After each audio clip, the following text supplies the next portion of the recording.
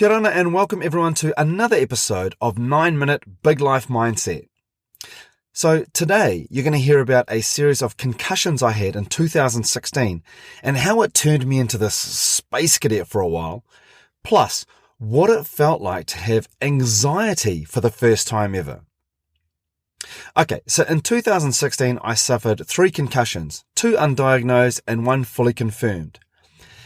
Concussions are notorious to diagnose, but the first 2 seem pretty clear-cut. On the first one, I attempted a cartwheel, and as I went upside down, I made the rash decision to not use my hands, resulting in a head-first KO. Can you picture that? An adult male going for a cartwheel, then not using his hands while he's upside down? Oh man, tragic.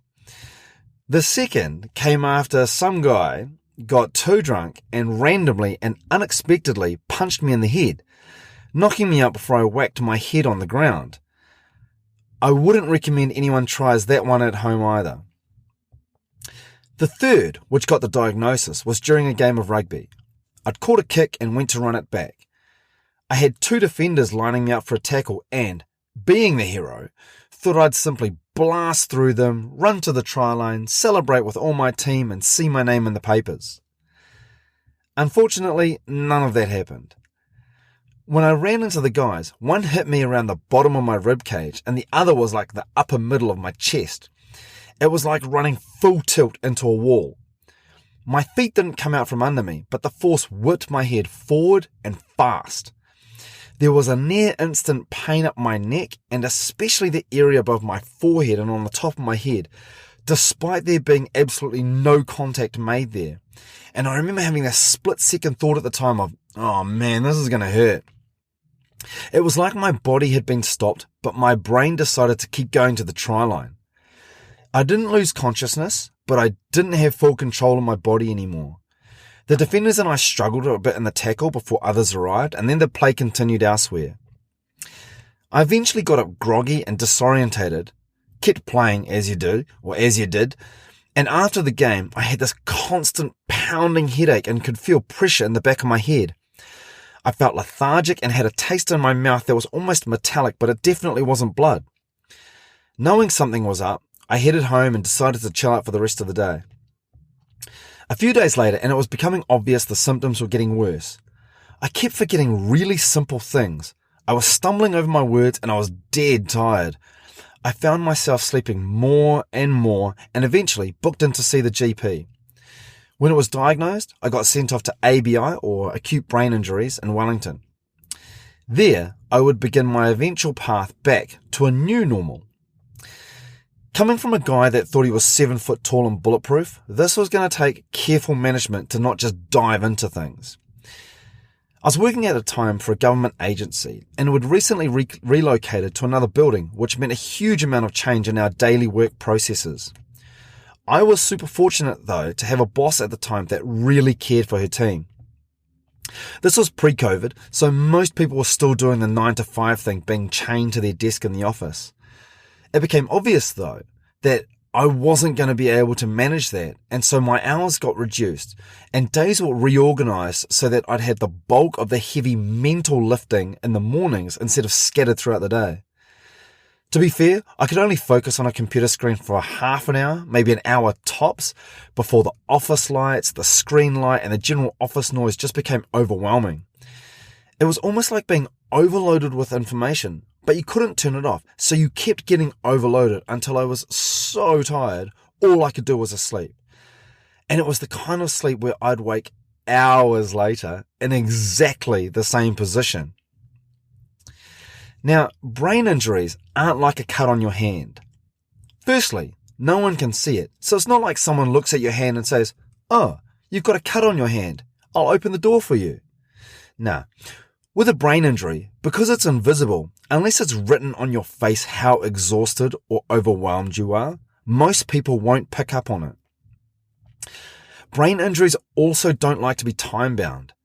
You can't say, it'll take 3 weeks and then you'll be back to normal, because it just doesn't work like that.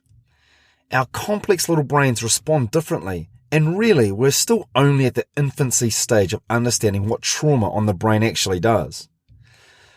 Through the battery of tests and health professionals, I was prescribed a bunch of different drugs, treatments, and recovery programs as a couple of things started to happen. There was this ongoing pressure in my head. I picked up this thing called pulsatile tinnitus in my ears, but there was something else going on. I started to have this strange new feeling, a new experience. I was starting to worry about things in a way that I'd never really felt before, and they began to grow, and they began to get worse. And speaking openly to people, I learned I was suffering from anxiety. Anxiety? I'd actually thought that was all bullshit. Or at least, I thought only weak-minded people got it. You see, I'd grown up in a world where you told anyone who said they were anxious to just get over it or harden up. But neither of those are working for me. The problem just wouldn't go away. Now, if you've never had anxiety, my version of it looked like this. It was this really dirty looking cloud in my mind that was constantly moving and almost cartoonish. Inside it were the thoughts and feelings I'd become anxious about. Once a clear thought went into that cloud, though, it became a mess of confusion and doubt. I knew that I'd been clear about it beforehand, for example, my relationship with Debbie, but suddenly they became incoherent and I couldn't apply logic to them properly. Even worse, I could see it grabbing thoughts that I'd never had any doubt over and dragged them into the cloud. And my cloud was growing. I could see it and I could feel it happening as well. It was making me doubt myself more and more, and it began eroding my confidence. My value of myself, my self-esteem, was also being affected. Every conversation my brain was saying, this person's judging my every movement, or I'd stopped being able to follow their logic after 3 sentences, or my heart was racing so much I'd want to explode.